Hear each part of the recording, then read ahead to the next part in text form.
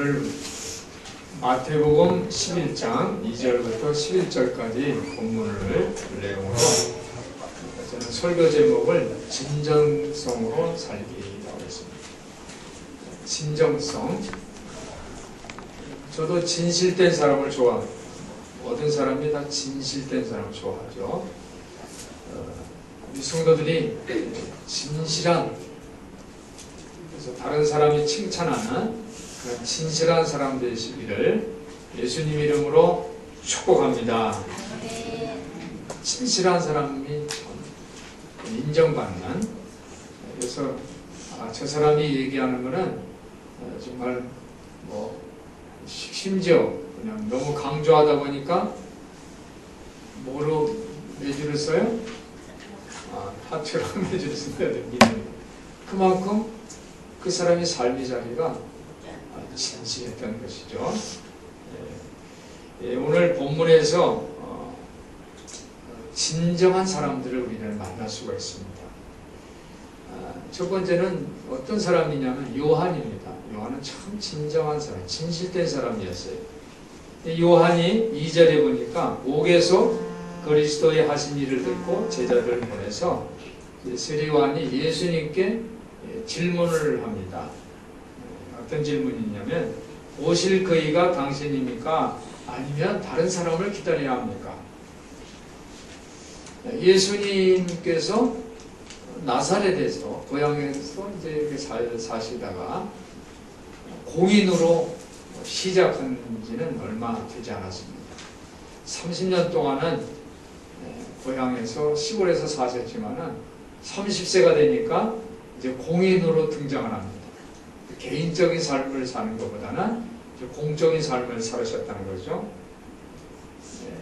그러면서 예수님이 세상에 이제 드러나시면서 공인된 삶을 사니까 사람들이 예수님이 메시아 아닌가라는 그런 의문이 들었습니다. 메시아 같다. 왜냐하면 예수님이 공공성인 그런 삶을 살았어요. 개인적으로 내가 출세를 하기 위해서 무슨 땅을 사서 재산을 부풀린다든가 아니면 공부를 해서 무슨 시험에 합격해서 좋은 직장에 들어간다든가 이런 삶이 아니라 예수님의 삶은 아주 공공적인 삶이에요. 즉 예수님 자신에 대한 삶이 아니라 어려운 사람들을 돕는, 이제 요즘 보면 자원봉사들 있잖아요. 공공적인 그런 삶을 살았어요. 그런 삶을 살면서 예수님은 많은 백성들에게 희망의 말씀, 희망을 주는 그런 말씀을 주셨어요. 그리고 예수님은 어떤 삶을 사셨냐면 섬김을 실천했어요. 섬김을 실천하시면서 예수님은 또 제자들에게 또 그렇게 가르치셨습니다. 그래서 백성들의 마음에 평화가 생겼어요. 평화를 심어주고 희망을 심어주고 그랬습니다. 그런 평화와 희망의 나라, 즉 하나님 나라에 대한 건설에 대한 그런 비전, 꿈을 갖게 했어요. 그래서 예수님이 메시아 같다라는 그런 소문이 이제 한 지역에서 또 지역을 넘어 전국적으로 퍼지기 시작했어요. 옥에 갇혀 있는 세례요한이 이 이야기를 듣고서 예수님께 질문을 한 것입니다. 이스라엘은 애굽에서 400년 이상을 노예 생활을 한 민족입니다. 너무 다른 나라에, 애굽은 당시에 열강이죠. 아주 큰 강한 강대국이죠. 그런 나라에 가서 노예 생활하는 게 얼마나 힘들어요. 400년 동안 하나님 앞에 부르짖습니다. 하나님 우리를 구출해 주세요. 우리에게 자유를 주세요 하고 기도했을 때에 이스라엘에 하나님께서 지도자를 보내주셨죠. 모세입니다. 모세를 통해서 출애굽하게 하고 광야에서 훈련하고 여호수아를 통해서 이제 가나안 땅을 정복해서 나라를 세웠어요. 국가를 세웠어요. 그 고대 시절에 이러한 이스라엘과 같은 국가는 있지를 않았어요. 아주 전혀 새로운 나라였어요. 다른 나라는 왕을 세워서 백성을 지배하고 통치하고 세금을 걷고 막 이랬는데 이스라엘이라는 나라는 하나님이 세운 나라예요. 아주 독특한 나라예요. 지도자는 백성을 섬기는 모습을 보여주었어요. 그런 아주 이 세상에서 정말 독특한 나라를 세웠던 그런 역사가 있는 나라가 이스라엘이라는 나라예요. 그런데 이스라엘이라는 나라가 또다시 로마라는 큰 열강 나라에 이제 식민지 생활을 하고, 거기에는 로마의 총독이 오고 또 임금이라고 세웠는데, 헤롯 임금은 이제 백성들을 막 재산을 세금을 먹고, 또 종교 지도자들은 백성들을 막 억눌리고 율법으로 억눌리고 이런 어려움을 당하는 이스라엘 백성들이었어요. 이스라엘 백성들은 역사적으로는 이스라엘이라는 나라는 하나님이 세우신 나라인데, 정말 하나님이 보낸 모세와 같은 여호수아 같은 그런 지도자, 다윗 임금과 같은 그런 지도자, 메시아가 필요하다라는 그런 생각을 갖고 있었는데, 예수님께서 등장하신 거예요. 예수님이 메시아 같다. 예수님께로부터 공공적인 생활, 그리고 섬김과 그 하나님 나라에 대한 그 말씀, 그 가르침을 볼 때 예수님이야말로 틀림없이 메시아다, 이렇게 생각을 했던 거예요. 그래서 세례 요한이 이러한 모든 이야기를 듣고 감옥에서 제자들을 예수께 보냅니다. 당신이 메시아입니까? 오시기로 된 바로 그분입니까? 라고 질문을 했어요. 근데 세례 요한은요, 사실 백성들이 세례 요한을 향해서 세례 요한이 메시아가 아닌가 이런 생각을 해줬어요. 이제 세례 요한이 자기가 내가 메시아다라고 얘기를 해도 백성들이 믿을 판이에요. 왜냐하면 세례 요한도 광야에서 외치는 자의 소리로서 천국을 말씀했고, 회개하라 천국이 가까웠다고 그렇게 강조를 했거든요. 그런데 세례 요한이 자기가 스스로 생각해 보니까 자신은 메시아가 아니에요. 자기가 아무리 혼자 생각해 봐도 자기는 메시아가 아니라 메시아의 길을 예비하는 사람일 뿐이에요. 메시아가 오시면 그분이 신발끈을 풀어드리고 신발끈을 묶어드리는 그런 역할밖에 할 수 없는 자신이에요. 그래서 자기가 내가 메시아다 라고 백성들에게 선포하지 아니하고 어떻게 합니까? 나는 메시아가 아니다, 그런 얘기를 했어요. 그럼에도 불구하고 백성들은 요한이 메시아가 아닌가 라고 생각했습니다. 그런데 세례 요한이 이제 용기 있게 진실된 모습을 보여줍니다. 예수님께 질문하는 거예요. 예수님, 당신이 메시아입니까? 보세요. 세례 요한이 메시아라는 그러한 이제 기대를 백성들에게 받고 있는데, 자기가 메시아다라는 말을 하지 아니하고 예수님께 향해서 당신 메시아입니까? 라면 이제 어떻게 돼요? 이제 끝난 거죠. 그죠? 자기가 메시아라고 얘기하는 그런 것은 이제 끝나는 거예요. 자기가 스스로 생각할 때 자기가 메시아가 아닌 것을 알고 진실된 모습을 보인 거예요. 예수께 향해서. 그러니까 관심이 초점을 자기한테 돌리지 말고 예수께 돌린 거예요. 예수님. 그래서 직접 백성들을 대표해서 예수님께 질문을 했어요. 당신이 메시아입니까? 오시기로 약속된 그분, 바로 그분입니까? 라고 질문을 했어요. 요한은 이렇게 진실된 사람입니다. 예루살렘, 이 거짓이 많은 예루살렘을 떠나서 광야에 있었던 사람, 그리고 헤롯 임금은 진정한 왕이 아니라고 말했기 때문에 헤롯 임금으로부터 미움을 받아서 지금 감옥에 있는 사람입니다. 그러니까 세례 요한은 아주 진실한 거냐 거짓이냐에 대한 아주 민감하게 반응하는 그런 진실된 사람이었어요. 그래서 지금 예수를 향해서 질문을 합니다. 사랑하는 성도 여러분, 세상에는 나사렛 예수가 아닌 거짓 예수를 믿는 사람들이 많아요. 나사렛 예수는 정말 진실된 하나님의 아들이십니다. 그런데 가짜 예수를 믿는 사람들이 많아요. 가짜 예수. 가짜 예수를, 예수 이름을 얘기해요. 예수 이름으로 기도하고 예수 이름으로 말씀도 선포하고 그래요. 그런데 실질적으로는 예수님의 삶을 따르지 않는 그런 삶. 그러면서 거짓이 남반 예루살렘이 그 풍요로움처럼 물질과 세상의 권세 이런 것들을 추구하는 사람들이 많아요. 그런 사람들은 진실된 예수가 아니라 거짓된 예수를 믿는 사람들. 나사렛 예수를 추종하게 되면 진실된 사람이 되어야 할 줄 믿습니다. 진실된 사람은 뭐냐? 이 땅의 것을 추구하는 것이 아니라 하나님 나라의 것을 추구하는 거예요. 하나님 나라. 하나님 나라의 그 가치, 또 하나님의 뜻을 위하여 높은 가치를 가진 그런 사람들이 진실된 사람인 줄 믿습니다. 그래서 예수님께서는 이런 가치에 대해서, 이런 원리에 대해서 말씀을 해주셨는데 어떤 말씀이냐면 한번 따라해 보실까요? 주는 것이 받는 것보다 복되도다. 예수님이 그런 말씀. 주는 게 받는 것보다 복되도다. 사람들은 다 받으려고 그러죠. 교회 와서도 주시 없어서 그러죠. 그죠? 받으려고 그래. 하나님께 드리기보다는 하나님이 나한테 은혜를 주셔서 이렇게 감사합니다. 그래서 내가 하나님께 감사합니다라고 은신의 마음을 드리는 게 아니라 하나님 뭐 이거 주세요. 저거 주세요. 다 주세요. 예수님은 주는 것이 받는 것보다 복되도다 이 말씀을 주셨어요. 그리고 예수님은 또 어떤 말씀을 하셨냐면 크고자 하는 자는 섬기는 자가 되고 뭐 따라해 보실까요? 크고자 하는 자는 섬기는 자가 되고 으뜸이 되고자 하는 자는 종이 되어야 하리라. 내가 크고자 하면은 섬겨야지. 내가 으뜸이 되고자 해.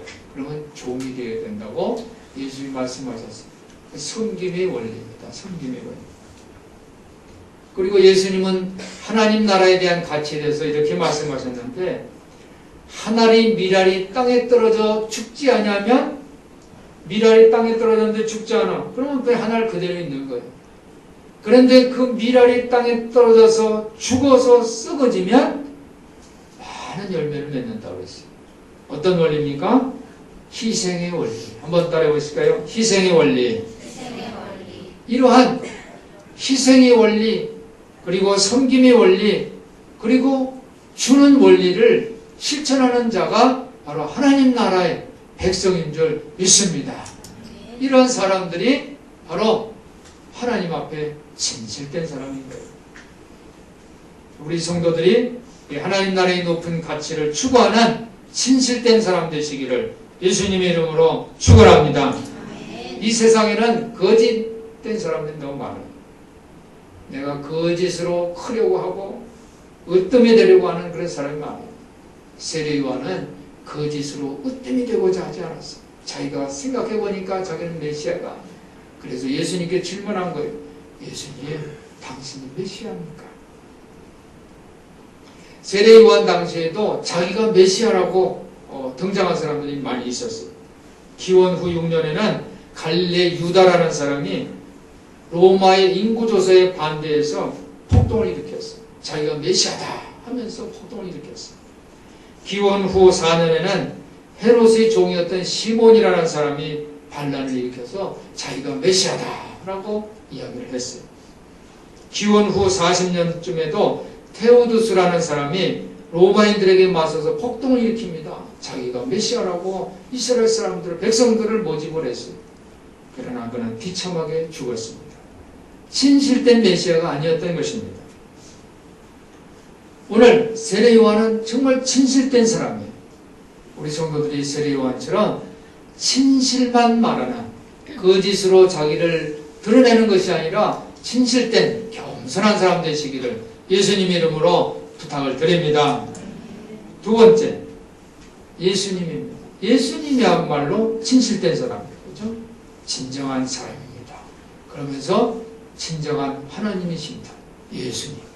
오늘 예수님이 세례 요한의 질문을 듣고서 이렇게 대답을 하죠. 4절에 보니까 예수께서 대답하여 가라사대 너희가 가서 듣고 보는 것을 요한에게 고하되 그랬어요. 그러니까 세례 요한이 무슨 질문을 했어요? 당신이 메시아예요? 하면 뭐라고 얘기를 해야 돼요? 예스인지 노인지 대답하셔야 될 거 아니에요. 그래 내가 메시아야 하면 간단해요. 아니야 나는 메시아 아니야. 그러면 또 다른 메시아를 기다리던가. 그러니까 예스인지 노인지 대답을 하셔야 되는데 예수님은 지금 그런 대답을 하지 않으세요. 예수님은 대답하는데 그래 내가 메시아야 아니야 나는 아니야 라는 것이 아니라 가라사대 너희가 가서 듣고 보는 것을 요한에게 구하라 그랬어요. 그러니까 듣는다는 것은 예수님의 가르침이죠. 하나님 나라에 대한 가르침. 하나님 나라로서 진실된 삶을 살려면 어떻게 살아야 된다고요? 섬김에서 희생해서 주는 삶을 살아라는 그런 예수님이 그런 삶의 가르침을 예수님은 가르쳐 주셨어요. 그리고 또 보는 것, 그죠? 예수님은 어떻게 실천을 하십니까? 5절에 보니까 소경이 보며 안진뱅이가 걸으며 문둥이가 깨끗함을 받으며 귀머거리가 듣고 죽은 자가 살아나고 가난한 자에게 복음이 전파된다라. 예수님이 그 삶의 모습이었어요. 세상 사람들은 세상 통치자들, 세상에 있는 통치자들은 불의한 자들에게 어떻게 합니까? 가혹하게 심판하죠. 본을 아주 본때를 보여야 돼. 귀감이 돼야 돼 하면서 잘못한 불의한 사람에게는 아주 가혹하게 심판을 내리는 것이 세상의 통치자입니다. 그런데 예수님은 맹인과 절름발이와 나병 환자와 기머거리 심지어 죽은 자들 위해서 심판보다는 구원 행동을 강조해요. 그들을 구하려고 하십니다. 스스로 메시아가 나고 메시아다라고 말씀하시지 않으시는 예수님. 그리고 메시아인지 아닌지는 너희들이 판단해라 라고 말씀하시는 예수님. 얼마나 멋져요. 참 멋지다고 생각합니다. 내가 대장이니까 나를 따르라. 내가 지도자니까 나를 따르라. 내가 너보다 경험이 많고 너보다 나이가 많으니까 나를 따르라. 내가 그래도 더 너보다는 뭘로 보더라도 나으니까 나를 쫓으라. 이렇게 말하면서 권위를 내세우는 것이 아니라 너희가 보고 가르침대로 너희가 스스로 결정해라. 내 모습을 보고 너가 스스로 결정해라. 예수님은 믿음에 대해서도 그렇게 말씀하셨어요. 예수님께 질병을 고쳐달라고 찾아온 사람들이 있었습니다. 그때 예수님이 내가 너를 고쳐주겠다 라고 말씀하지 않으시고 내 믿음대로 될지어다. 할렐루야. 내 믿음대로 될지어다. 주님은 하고자 하시면 저를 깨끗하게 할 수 있습니다 라고 예수님 앞에 무릎을 꿇고 간청했던 나병 환자가 깨끗해졌어요. 38년간 혈루증을 앓고 내가 예수님 옷을 만지기만 하면 내 병이 고쳐질 거야 라는 믿음을 갖고 군중들 틈 속에서 헐려와서 예수님 옷장을 만졌던 그 여인. 예수님께서 그것을 다 보시고서 여자야 내 믿음이 너를 구원하였다. 할렐루야. 이렇게 말씀해 주셨습니다. 내가 메시아니까 나를 따르라 이것이 아니라 상대방에게 결정권을 주고 상대를 존중해 주신 예수님의 따뜻한 인격을 우리가 만날 수 있습니다. 진실된 사람은 인격이 있는 사람이에요. 인품이 있는 사람이에요. 내가 행하고 있는 것을 보라. 그리고 내가 진짜인지 가짜인지를 분별하라. 이렇게 말씀해 주십니다. 예수님은 말과 행동이 일치했습니다. 예수님은 말이 행동이고 행동이 말이었습니다. 그래서 예수님이 제자였던 요한은 예수님을 가리켜 태초의 말씀이라고 고백을 했습니다. 태초에 말씀이 계셨다. 이 말씀이 하나님과 함께 계셨다. 이 말씀이 세상을 창조하셨다. 바로 예수님을 가리켜 고백한 그런 말씀인 것입니다. 말과 행동이 일치하는 이런 세상은 지금도 아름다운 세상인 줄 믿습니다. 장애인들과 죽은 것 같은 세상에서 인권과 경제가 죽은 자들이 이 세상에는 너무도 많아요. 소득 분포를 보니까요.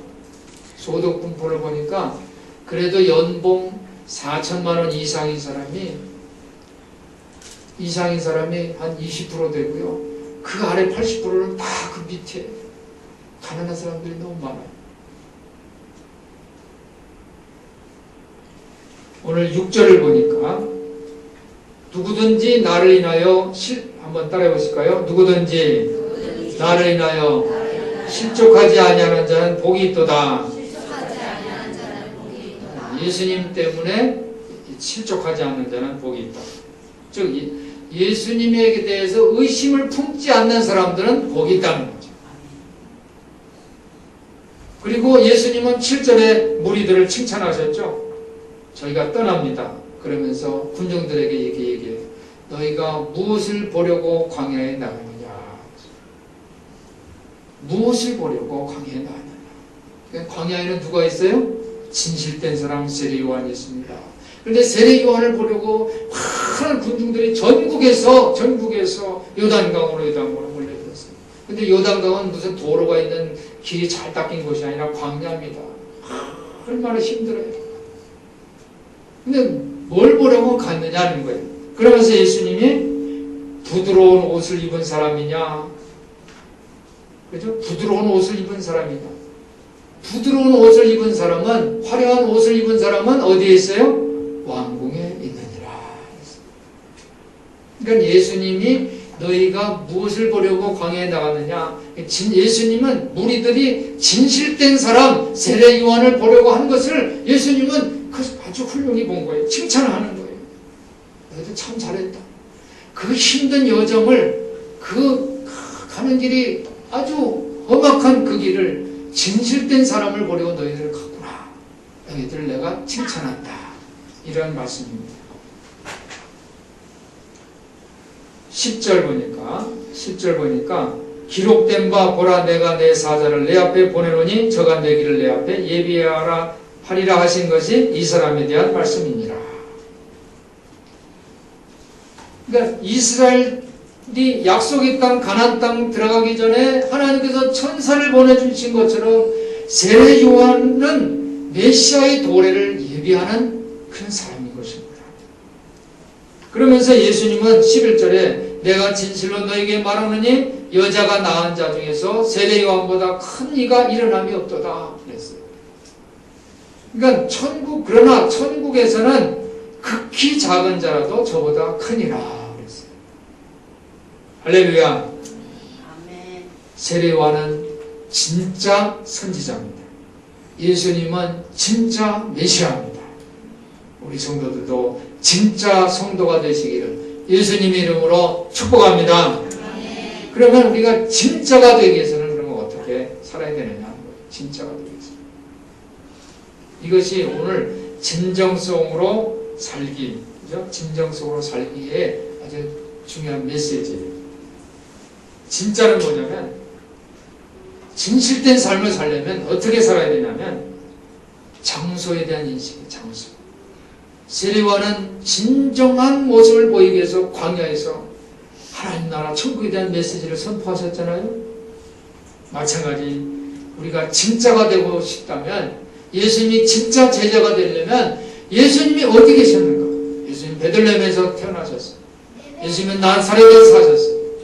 그리고 예수님은 십자가를 지시고 공정성으로 사셨어요. 하나님 나라에 대한 가치를 말씀해 주시고 그렇게 말과 행동이 일치하셨어요. 세례요한도 어디서? 광야에서 하나님 나라를 선포를 했던 것입니다. 마찬가지로 여러분이 살고 있는 그 장소가 중요해요. 내가 이 다음에는 나는 저 서울에서 놀 거야. 내가 뭐 인천에서, 내가 시골에서, 아니야 나는 서울이 내 장소예요. 이게 아니에요. 실제로 여러분이 지금 살고 있는 그 장소, 그 장소가 너무너무 중요합니다. 왜냐하면 그 장소에서 여러분의 진정성을 드러낼 수가 있기 때문입니다. 그래서 우리가 살고 있는 나의 삶의 장소 어디입니까? 내 가정. 한번 따라해 보세요. 내 가정, 내 교회, 내 직장, 내 학교. 내가 살고 있는 그 장소, 그 특정한 장소가 바로 나의 진정성을 담을 수 있는 그릇이에요. 지금이 전성이라는 말이 그런 뜻이에요. 내가 지금 살고 있는 이 장소에서 내가 진실된 모습을 보여주려. 내가 예수님이 진짜 제자가 되려면 나의 이익을 뛰어넘어 예수의 뜻에 초점을 맞춰서 진실된 모습을 보여주는 이러한 진정성 있는 그런 공간들을 가지시기를, 장소들을 가지시기를 예수님의 이름으로 축원합니다. 두 번째로 진정성으로 살기 위해서는 아주 강력한 견해가 있어야 돼요. 강력한 견해, 강력한 신앙 고백이 있어요. 그건 뭡니까? 예수님만이 나의 통치자다. 하나님만이 나의 아버지이다. 예수님이 나를 통치하신다. 나는 내가 갖고 있는 모든 소유나 재정이나 시간이나 모든 것은 내 것이 아니라 주님의 것이다 라고 고백하는 그런 강력한 견해, 강력한 신앙 간증이 저와 여러분의 간증이 되시기를 예수님의 이름으로 축원합니다. 예수님은 마태복음 5장 16절에 너희 빛을 사람들 앞에 비추어 그들이 너희 착한 행실을 보고 하늘에 계신 아버지를 찬양하게 하라. 세 번째로 우리가 진정성으로 살기 위해서는 고결함이 있어요. 고결함. 한번 따라해 보실까요? 고결하게 살자. 고결하게 사시기 바랍니다. 내가 완전한 것처럼 너희도 완전하라 말씀해 주셨어요. 고결하게 산다는 건 뭡니까? 그것은 바로 말과 행동이 일치하는 거예요. 하나님은 말씀하셨을 때 세상이 창조됐어요. 예수님은 언행이 일치된 삶을 사셨어요. 우리가 고결하게 산다는 것은, 우리가 하나님처럼 완전하게 산다는 것은 그렇게 말과 행동이 일치되는 삶인 줄 믿습니다. 마태복음 7장 12절에서 예수는 이렇게 말씀하십니다. 너희는 남에게 바라는 대로 남에게 해주어라. 사랑하는 성도 여러분, 진정성은 아주 중요한 귀중한 특성입니다. 내가 진짜 메시아 예수 그리스도를 따르고 싶은 사람들이라면 진정성으로 살기를 주님의 이름으로 부탁을 드립니다. 우리 성도들이 여러분의 삶의 자리가 진정성 있는 장소가 되시고 예수만이 나의 통치자라는 그러한 강력한 그런 고백을 갖고, 그리고 말과 행동이 일치하는 고결함의 삶을 사심으로 여러분이 예수님의 빛, 예수의 소금이 되시기를 주님의 이름으로 축원합니다. 기도하겠습니다. 하나님 아버지 감사합니다. 우리 성도들이 진정성으로 살게 하여 주시옵소서. 우리 삶의 자리가 진실한 장소가 되게 하시고 또 예수만이 나의 통치자라고 고백하게 하시고 말과 행동이 일치됨으로 우리 삶에 하나님 나라 천국을 세울 수 있도록 역사하여 주시옵소서. 우리 주 예수 그리스도 이름으로 기도하옵나이다. 아멘.